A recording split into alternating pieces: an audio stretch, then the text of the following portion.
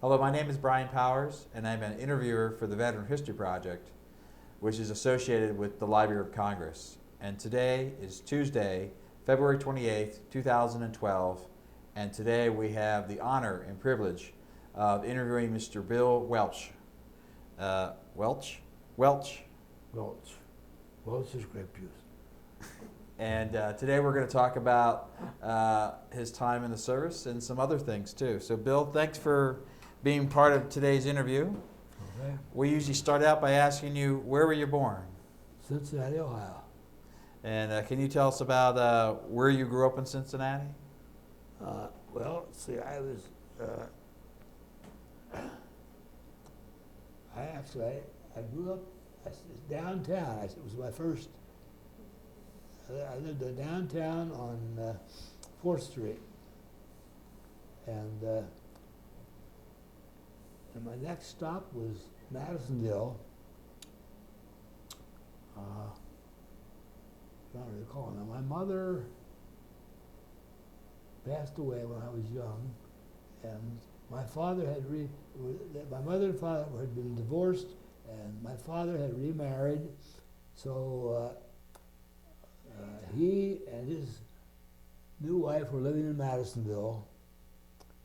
So I went to live with them, and on Glenshade Avenue in Madisonville, went to Madisonville Public School, and from there, my next stop was Fort Thomas, on Highland Avenue, right near Ruth Moyer School. And I enjoyed Fort Thomas quite a bit. I used to, at that time they had Army had soldiers stationed up there, and they were all over you'd see them all over the movies, and they, up at the fort where the soldiers were stationed, they used to have boxing matches there. They had a baseball diamond, and you could go up there and look down from the hill. Fort Thomas on the hill. You used to look down. You could see the Ohio River, and across the river was Coney Island. You could see the steamboats going up and down the river. And one thing I remember, there used to be steamboat races. They would have two, like Island Queen and Bella Louisville and so forth. They would have races. They'd start up by New Richmond and they'd wind up at down the foot of Broadway, I believe was where that was the end of the race. And I'd been on the Bella Louisville, and steamboats, they used to run a boat from the foot of Broadway to Coney Island, Cincinnati. They had two boats to begin with. Island Queen and Island Maid was the other. And I don't know what happened to the Island Queen, but at any rate, eventually it was just the Island Queen. On that, I believe there was an explosion and a fire that was burned up, I believe, in Pittsburgh, if I remember. Pittsburgh, yep. Yeah, that was the end of the Island Queen. So I guess the only steamboat now is, I'm trying to think of what's the name of the guy? I can't think of the boat. They still have a boat, though. Right. Runs. Yeah, I can't think what it's called either, but I know what you're talking about. Yeah. Is it the Queen? Island Queen? All right. No, it isn't. Isn't Queen? It's the name of somebody, isn't it? Is it a person? Maybe. Might be. He still runs excursions, I think.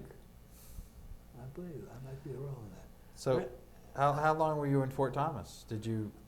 Well, let's see. And how'd you end up in Fort Thomas? You're Well, in Cincinnati and you go across the river. Yeah, I went to Fort Thomas because as I say, my father had remarried, and went from Madisonville and moved to Fort Thomas. And the reason, they had a relative that owned a home in Fort Thomas, and they rented the home from them on Highland Avenue, right by Ruth Moyer School. And I enjoyed Fort Thomas very much. The school was right,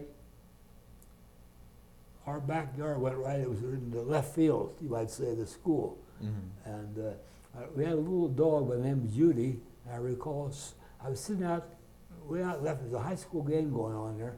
I was way out in left field. I was sitting in the grass or a chair or whatever, watching the game. And all of a sudden, Judy walked out from the crowd, a little black and white spaniel, walked out to the pitcher's mound, wagging her tail. She was well, out to greet the pitcher. The pitcher picked her up, carried her back, and put her on the side. I still remember the pitcher's name was John Hoskins, and he was a real good football player, Highlands High School. Yeah. Later, he became a guard. He went to Ohio State. I believe he transferred to UC then, and he was a real good athlete: baseball, football, and basketball. I never forget him. Now, were you an only child, or did you have brothers and sisters? I had a brother and a sister, and they're both deceased now. Where did you, were you oldest, youngest? I was the middle, yeah. Mm-hmm. The brother was older, and the sister was younger, and so they're both deceased now. At one point, though, you end up back in Cincinnati, right? Yeah, let's see. At Fort Thomas, I was living in Fort Thomas. I was going to Highlands Junior High School, and my grandparents and an aunt lived in Mount Lookout. They were related to my father. They took me. They were, I'd say, in effect, they were paying my stepmother to take care of me. So they brought me back to. I moved in with them. They took care of me then. This is back in Mount Lookout then. That's when I went to Withrow High School. Mm-hmm. From there, yeah. So when you were at Withrow High School, what were some of the things? Were you involved in sports or any other kind of activity? I played. I was football, and I used to play. I played reserve basketball when I was, I think, a sophomore. Then later on, I used to play the teams that you might say we played in colleges, not college, but fraternities and church teams and that type of thing. Yeah. It was sort of an independent team, and that was quite a bit of fun. I remember playing in Mount Washington. There's some school that has a gym up here in Mount Washington, and the team we came up here to play them. We came up on the bus. And this was a snowy night, and I remember after the game we came out, and the last bus had gone. So here we are in Mount Washington. It was about 10 o'clock or whatever time, and some fellow came along in a truck, and we got in this truck, in open air. We came down Mount Washington. That was really cold. I had a friend, Woody Breeze. That's when he lost his hair coming down the. So I still remember that incident. So you were doing sports. Were you doing anything else? Were you in anything like yearbook or stuff like that? Was that? Well, I wasn't involved. No, in the yearbook. No. But anything else other than sports in high school? I was in the law club. I was the president of the law club. I was in the High Y club. I guess it was any other clubs. There was a law club in high school. Club. Yeah. What would you guys do?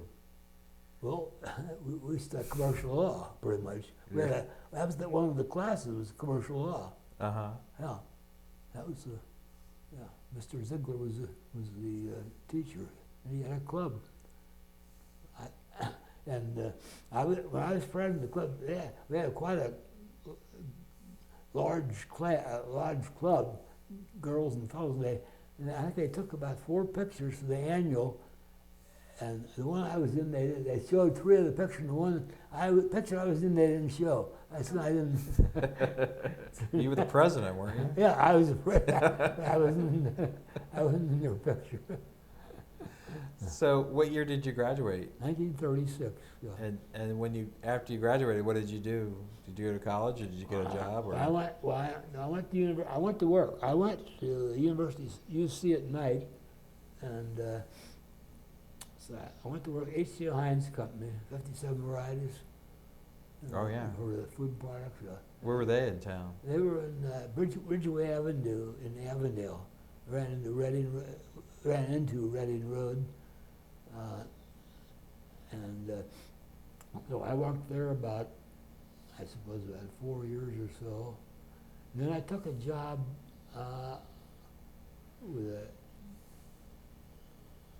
see, what was the next place I went to?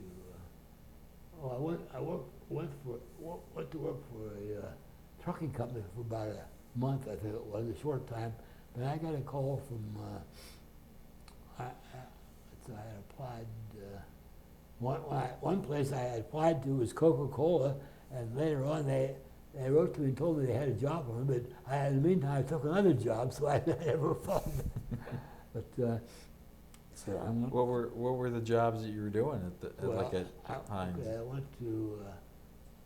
What kind of jobs you were doing? This is primarily accounting. Yeah, accounting. Is that what you were Yes. studying? Yes. Mm-hmm. And went to. See where am I now? So.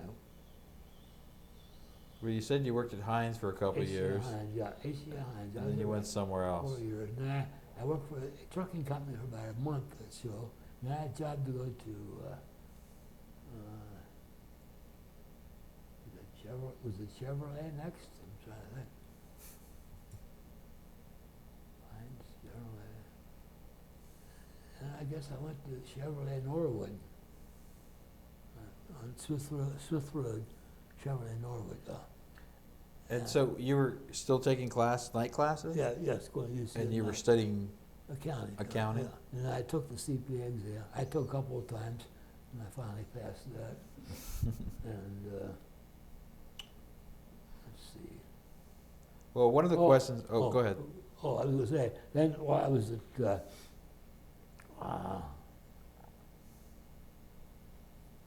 Well, you had a question, did you? Well, one of the questions we always ask in these interviews is, do you remember where you were when you heard about Pearl Harbor?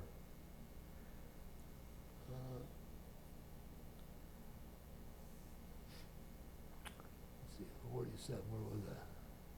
Would have been that would have been 41. 40, December 41. 1941, 36 Chevrolet. Trying to think, was I at Chevrolet then? 36. Since I was at Chevrolet then, I remember they had the radio on there. Mm-hmm. When that was on, I'm pretty sure it was. Yeah. So, Mr. McKegg was the controller, and he had the radio, and that's what it was. and when we went to war, did you feel like at that point you were a little bit older? Did you feel like you could possibly be called up to serve at that point? Well, I mean, I really didn't have it. I knew certain other people my age some of them were going, so I think, well, my intern would come up, so it did. I was drafted. But you weren't drafted. You were drafted a little later in the war. Yeah. Right? Yes. So when the war was starting, were you working at Chevrolet most of the time during the war? Yeah. Yes. Yeah, I was still at Chevrolet when I went. Was there much people buying cars at that point? How was business? It was pretty well. Let's see. They got in more into war production then. Oh, okay. Trucks and tanks and that type of thing. Yeah. Rather than automobiles. Automobiles were very scarce as far as production, I think. Mm-hmm. Yeah. And let's see, Chevrolet, and where did I go? Did I go in? I seemed like I took a job in public accounting for a while. Small public accounting firm downtown. William H. Murs, and let's see, where did I go? And where were you living at that point? I would have been living Murs. I guess in Mount Lookout. Were you still living with your grandparents, or did you? Yes. No, I was still with them now. Yeah, and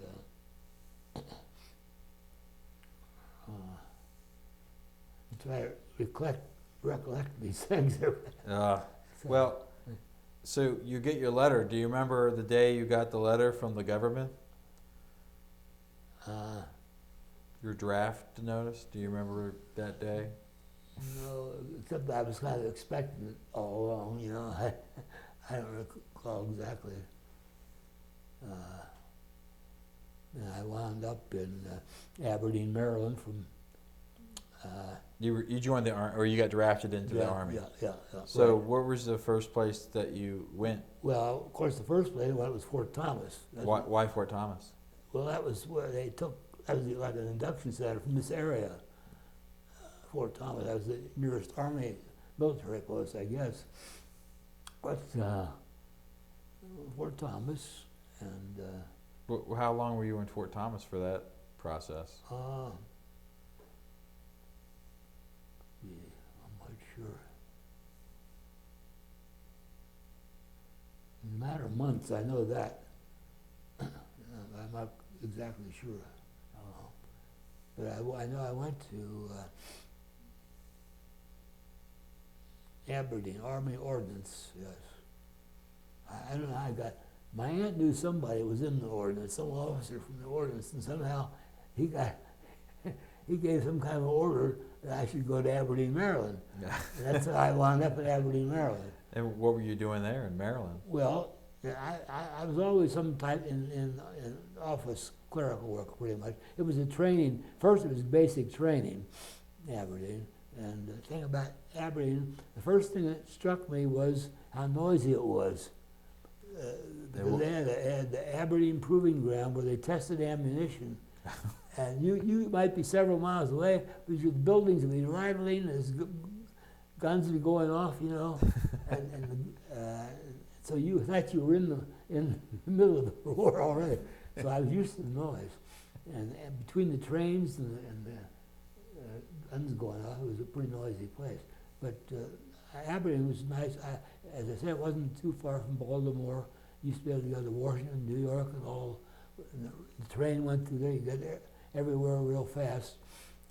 Well, I mean, you got drafted in 44, 44, yeah. which was later in the war, Yeah. but you were also older. When you were doing basic training, Yeah, I was still. were there 20. a lot of guys that were They were older, or yeah, what, yes, was it a mix? Yes, it was a mixture. Yeah, yes. So you didn't feel like you were like, No, there were some even older than myself. yeah. Yeah. What was basic training like? Did they have you running around with a gun and stuff? Well, yes, yeah. It was. The thing about it wasn't. It was only 4 weeks, so it wasn't as long as probably if you were in infantry or something. Yeah. It was short. But I still remember some of the people. I have some pictures, I guess, of people I knew back then. I remember one fellow, Sherman Clark was his name. He was a tall, good-looking guy, you know. I remember while we were there, he received a letter. His wife was leaving him and going to marry some other guy. A Dear John letter, huh? In basic training. I felt sorry for him. And he's a real tall, good-looking, Yeah. easy-going guy. What happened to me? She must be nuts. So I still remember people like that. Yeah. A couple of athletes I met.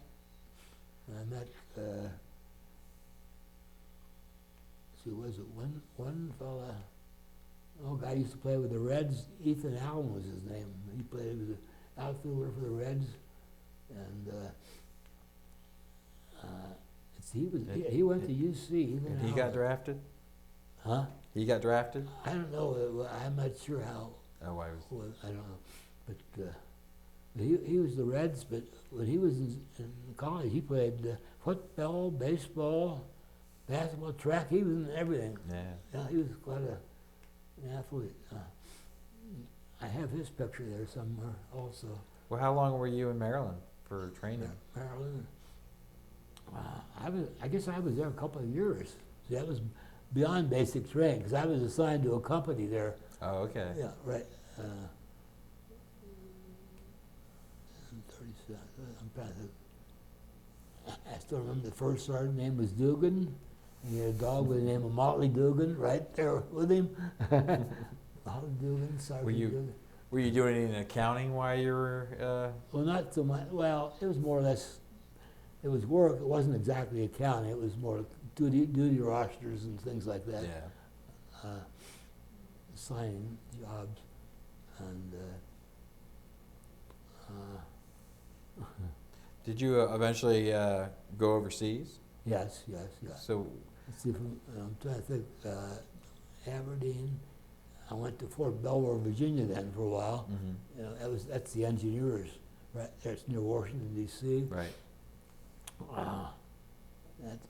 One thing about it was close to Washington, you could go to all different places.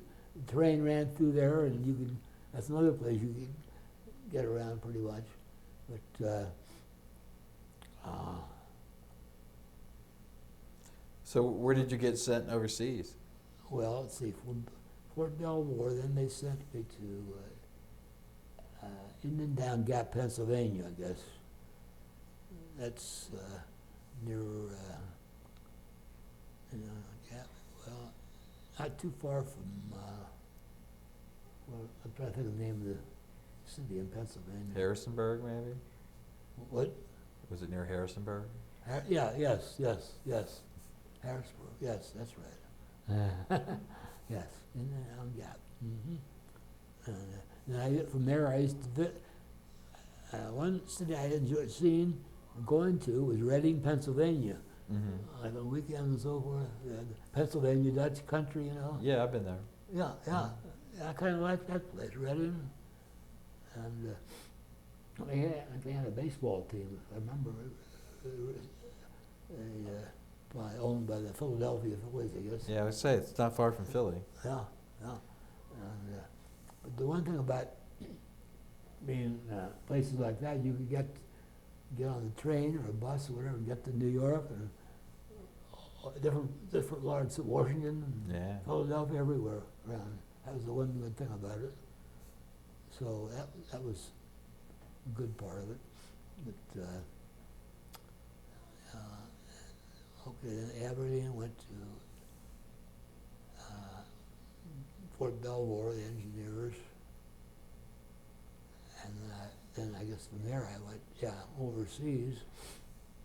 How did you, where did you go overseas initially? Well, went over in the Queen Elizabeth.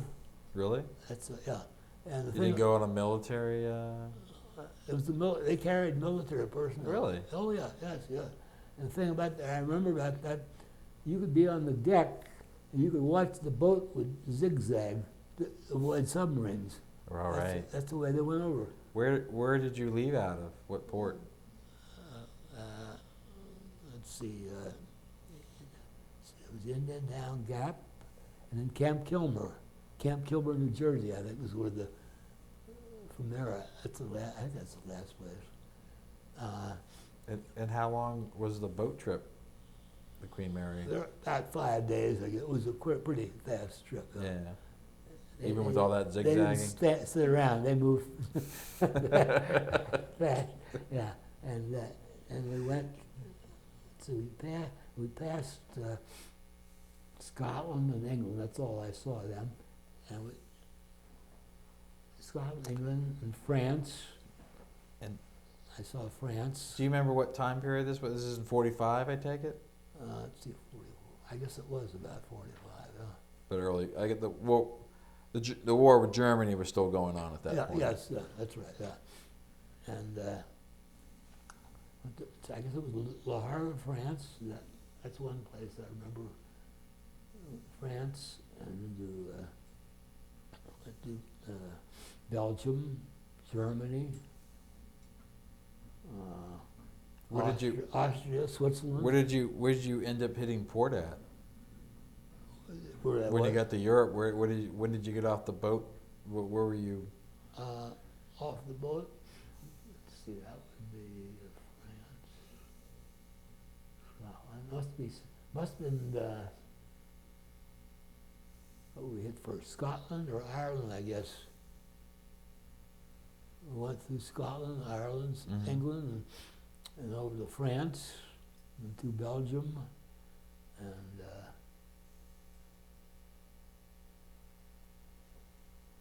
finally ended in France, Germany, Belgium. I was in Switzerland, just on a furlough. Mm-hmm. So I saw pretty much of the area. Didn't you eventually? You became part of the Third Army. Yes. So General Patton. Yeah. So where did you meet up with the Third Army? Did you get Doc in France and meet up with them, or? I was in a what they call where they assign you to You were in the 38th. Third Army, 40th Ordinance Group, was it? I remember they interviewed me, something that I had. So for some reason I wanted to get into the Ordnance. That's Ordnance Department. Okay. And that's where they assigned me the Ordnance. I remember being happy about it. So why were you happy about it? What are the Ordinance? Can you talk about what that? I don't know. The only reason my aunt knew the office of the Ordnance, and he kind of pushed me into the Ordnance to begin with. So, and I wasn't. These are more or less people that work on tanks and guns and ammunition. I was not a mechanic by any means, so I was always in the office. I was in a way fortunate, I suppose. So when you were overseas, were you staying at a certain area, or were you on the move? Do you know what I mean? I know the Third Army was on the move. I was wondering if you were just sort of staying in one place yourself. No, not. At first, no. I was living in boxcars. I remember, 40 men and 8 horses. You slept on straw. That's the way you travel. Regular freight car. That's the way you're traveling. What was it? It was like you could get 8 horses or 48. What was the expression? 40 men and 8 horses. Yeah, 40 and 8s they called them. The regular box car. That's where you lived. And if you want to go to the toilet, you get out, go find a tree stump and sit down. What were you sleeping on in the box? Or just on the floor? On the floor, yeah. They had straw in there, and you had pretty much wear your clothes or whatever you had with you. So where was the train going? The train? Were you in a boxcar, or were you just staying put in a boxcar? No, you were in there, but they would stop and you get out periodically. And, yeah. But you were on the move. Where were you going on the train? Oh, well, let's see. We went through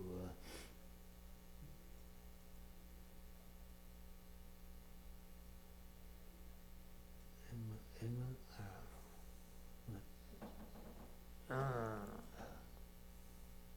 Were you heading towards Germany? Yes. We went through.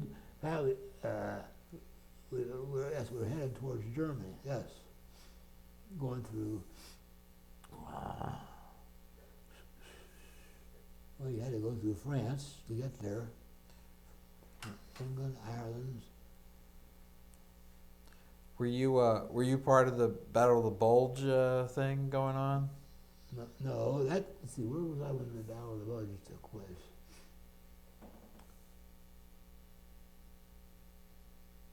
No, I wasn't there. I'm trying to what were you doing when you were over there? I know some guys I've talked to who were in the Third Army, they had to collect prisoners of war. I was wondering if you were doing any of that kind of stuff, or were you doing more clerical stuff? Well, yeah, I was pretty much in the office, that type of thing, figure out guard duty and that type of. And when were you doing guard duty, where were you at? Were you on a base, or were you in a village, or do you remember? No, I didn't do much of that overseas. That was mostly when I was in this country. Right. In this country. But when you were overseas, what were some of the stuff you were doing? Were you stationed in a barracks at one point? I know you were saying you were on a train, but I guess you were traveling somewhere. That was when we were on the move, yeah. But no, we were in a barracks. Always in a barracks. But where was the barracks at? Was it in Germany, or had they already moved into Germany? They were barracks in Germany. I slept on the top of a truck, as far as that goes. You sleep wherever. But so you were there when the war ended, I guess, in Germany. Yeah. Did you stay on after the war ended I was there in for Europe? a while, yeah. So what was it like post VE Day?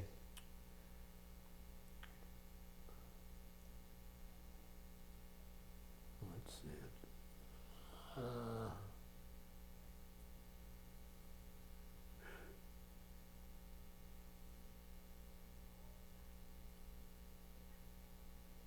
remember waving to the girls. I remember. I guess there was a lot of celebrating going on. Yeah. Do you remember where you were at when the Germans surrendered? Were you in a certain village or a certain base that you remember? I think where was I when that happened?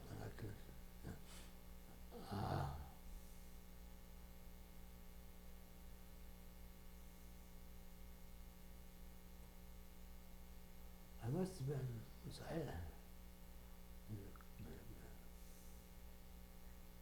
I was outside Munich, I think.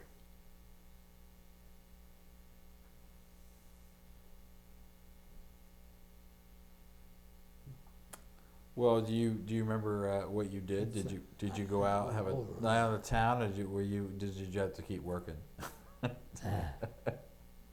No, there wasn't too much celebrating. Not there. So, how long did you continue on in Europe after the Germans surrendered to when you came back to the States? How much time would you say that there was? Oh, I must have been another 6-7 months or so. I was over there. It was called the Army of Occupation, I guess. Yeah. Yeah. How did you have any encounters with Germans, with German civilians, and Very little. They're walking along. Where was he? In the river. I guess.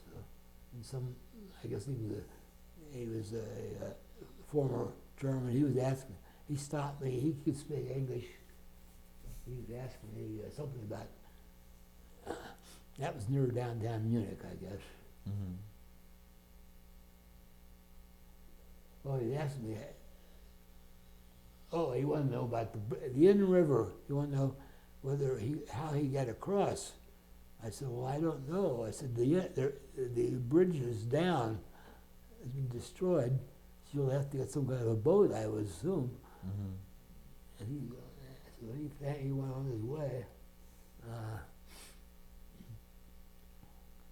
The people I saw I didn't see too many male.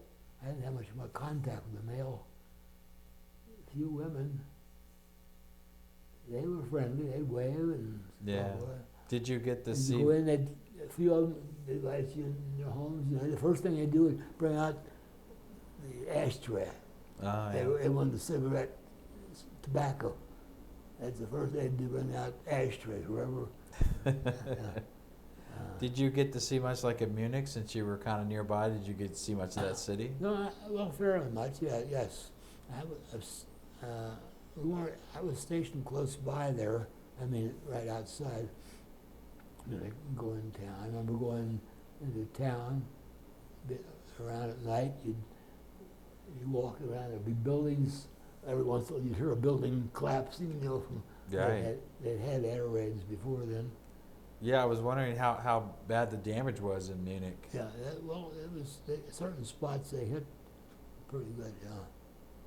But there was still stuff falling down? Yeah, well, every once in a while, I guess you'd hear of a building collapsing. Yeah. Yeah. And Was there much in that time after the war? Was there much as far as like entertainment? Did they have anything to see and do in the city? They had two types of entertainment. They had some German bands would go around and entertain different,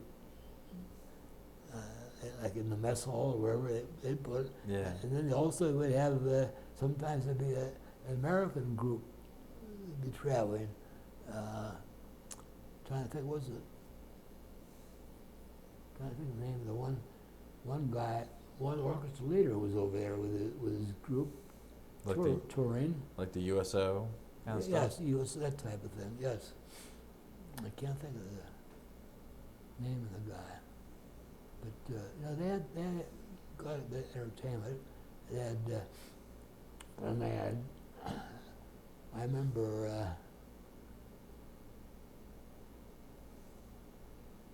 one show, they had one theater there. It was similar to the way the Alba used to be here. They had a movie and a stage show. Mm-hmm. And I remember seeing one stage show, had this girl playing a piano, and she sang the song, "Roll Me Over, Lay Me Down, Do It Again." And she was singing that. I remember the song. In English? Huh? I guess, was she singing it in English? She was Yeah, yes. With a, sort of an accent, Was there much wherever you were stationed at? Was there much of where you were stationed, like the barracks? Was there much things to do there, like as far as entertainment or anything? Well, they would have periodically. They'd have a group of American. The Army would have, I guess, entertainers who were enlisted people in the service. And they'd have their own band, like an orchestra, so they'd go around and put on a show, different travel all over, I guess, and that type of thing. Yeah. So, how long were you in the Army after the World War II ended? Were you in there for like another year or longer? I'm trying to think. That was in '45. I guess about a year. I was there for almost a year anyway, I guess. Yeah. So after you came back from Germany to the States, were you still in the military for some time? Yeah, yes. And where did you end up? You mean when after I came back from Germany, you mean? Yeah. Well, I came back here, went to Camp Kilmer, Jersey. I'd been in Camp Kilmer on the way over and Camp Kilmer on the way back. Camp Kilmer, New Jersey, and let's see, I got on I remember one of the interviews, they said, are you nervous? I said, a little bit. But Camp Kilmer, New Jersey, I got on a train and went back to Indiana, somewhere in Indiana. Uh-huh. And that was a fast trip. Boy, I tell you, they didn't waste any time. They didn't stop for anything. I probably got there just as fast it was going as fast as being on an airplane, I guess. Right. It was really fast. And that got back, that was in Indiana, where they had someplace. And from there I got back to Cincinnati. Probably on a bus, I guess. I don't know. Did you get discharged in Fort Thomas? Let's see, where was I discharged? No, I didn't go back to Fort Thomas. Where did I go? I guess Indiana. There must have been someplace in Indiana. Yeah. And I must have gotten on. How did I get back? On a bus, maybe? No, I must have come back. I came back by train because I wound up in Oakley. Oakley had a train station there. Oh yeah. Yeah, Oakley, and I think the B&O train line went there through Oakley. They had train that stopped at Oakley and Norwood. Was there? I went to Oakley. Is there anyone there to pick you up? Yeah. So, did you were you able to go back to your old job, or did you have to get a new job? I went back to my old job. No, they had to give you. That was part of the law, I guess. If they could keep your job open, they would. Yeah. So, what was some of the stuff you did after the war? What did you continue in accounting? Yeah. I continued accounting. Went to Chevrolet, and. And what did I do from Chevrolet? I went to, I went to a small public accounting firm downtown, William H. Murs, Worked there for a while. Then I decided to leave there. I went to work for a trucking company, freight forwarding company, Wilson Freight Forward they called it, Wilson North Side. I was only there a short time, and so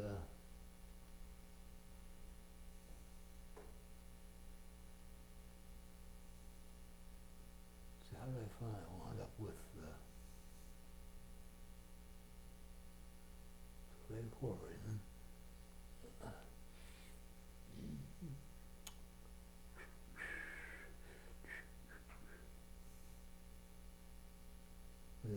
I went back to Chevrolet somehow along the road.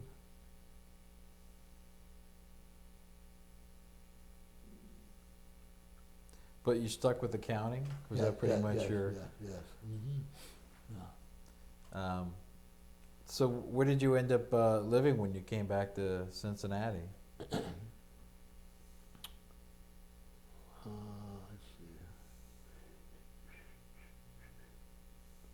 I guess I lived downtown. Yeah, I went to Cincinnati downtown, I guess.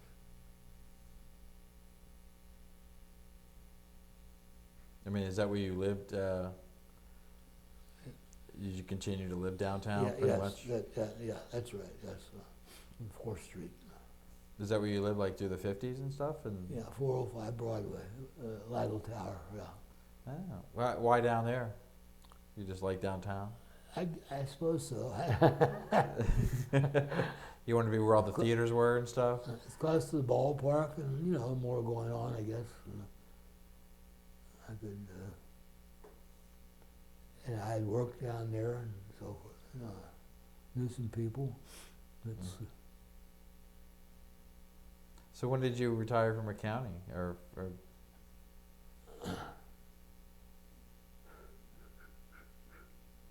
good.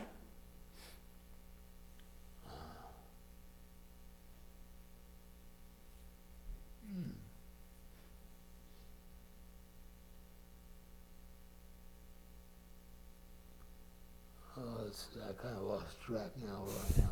Well, that's right, because I actually forgot to ask you a question we always ask. One of the things we always ask in these interviews is, do you remember when the atomic bomb got dropped? Do you remember where you were, or when you heard that news?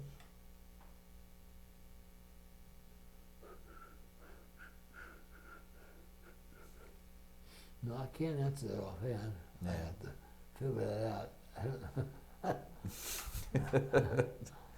Well, when you heard the news, did you think, well, I'm getting out of this army soon? Something like that, yeah. What did you think about being in the army? Did you like that kind of life, or was it not for you? I didn't care for it, no. What was it that you didn't like in particular? Taking orders. That's why I never got married.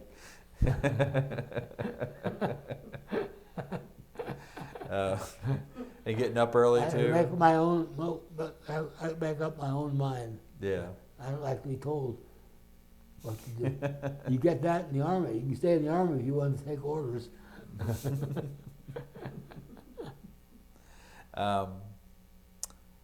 Well, I don't really have that many more questions to ask, Bill. But is there anything that we forgot to ask you? A story that you remember that you might want to tell about your time in the army, or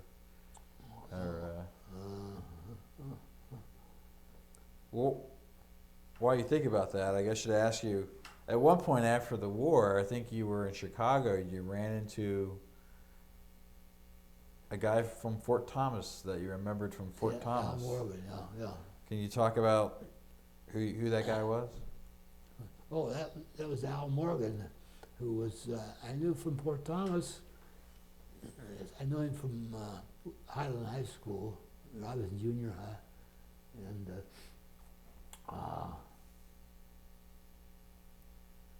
And then the next connection I read about it. From that on, later on, I read about him. But Al Morgan was well known. He had this song that came out, "Jealous Heart." He wrote that and sang that, and he was on everything, stage and everything. And I remember when I was in Chicago, he was playing there, and he was up on the bandstand. He came down. He said, "You know, I used to walk to school with you." As he came down, he said, "Oh," he acted like he knew me, but I don't think he did. You know, but he sat down and we talked about people we used to know from Fort Thomas. You know. Yeah. But, he was a sort of easygoing fella, jovial, you might say, and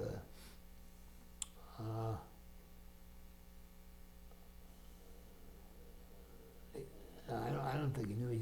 He said, "Well, I saw you at wherever Schubert there, wherever." Yeah. He said, "Well, why didn't you come backstage and see me?" You know, and I can't picture myself walking backstage. You know, who's this bum? Did you ever keep in touch with anybody from you knew from the military? Was there anybody ever? Well, let's see.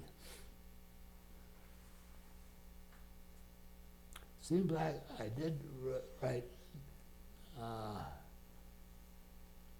C.J. Skinner. I remember him from Augusta, Georgia.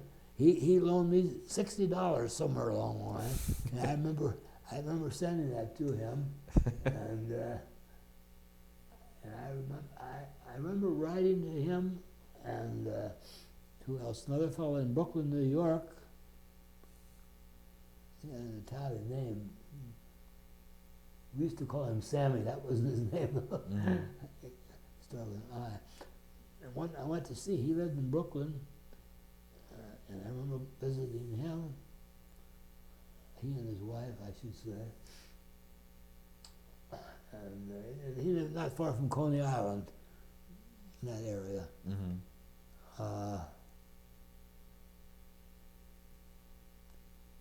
So I still have pictures of this. Of course, of some of these people. Right. So, I still remember Sergeant Dugan from Aberdeen, and Molly Dugan. That was his dog, Molly Dugan. And I remember sending. We used to exchange Christmas cards, and finally at one time his wife wrote back and said he passed away. And there was a fellow from here I knew from Aberdeen. I kept in touch with him also. And he eventually passed. His wife told me he passed away. Yeah. So I guess I was one of the survivors, I suppose. Well, were you ever take advantage of the GI Bill? Did you qualify for anything for that? Yeah, well, I guess I go to UC at night, I suppose, from that. And did they pay for anything else? I took correspondence course in accounting. I don't think they were involved in that. I didn't take advantage much of the GI Bill. Mm-hmm. See, did they have a bonus? I think it's Ohio bonus, I think. I know sometimes a lot of those guys got to go to college on the GI Bill. I was wondering if you were. I think it seemed like they had I had a couple of bonuses, a couple of $100, I think from the government and from the state of Ohio. They had a veterans bonus. Mm-hmm. A few $100, I suppose.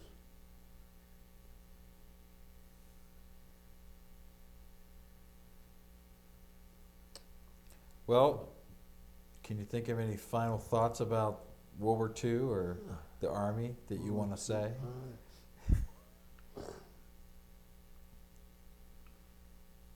Well, except being in Aberdeen was good because I was able to get around and see places I never would have seen otherwise. Yeah. You know, other cities and so forth. And we're going to Yankee Stadium and go to see the Washington Redskins play football, that type of thing. Yeah. Yeah. See,